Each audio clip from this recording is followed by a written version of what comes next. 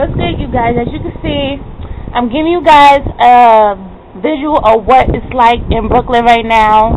During this snowstorm, when I came in this morning from work, it was nothing like this. It was like lightweight compared to this. Just waking up, and I'm looking outside, and oh my God, I am so shocked. I'm praying that there won't be work tonight for me, being I work at FedEx, but who knows, I might have to, but all in all, if not, I'm going outside in my boots, bundle up, and I'm going to play in the snow. Yes, you heard me right, I'm playing in the snow. Only very rare that I get to enjoy weather like this, so till I post another video, signing off. Later.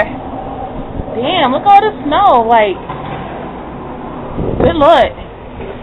So, hopefully summer will be 10 times better and hotter.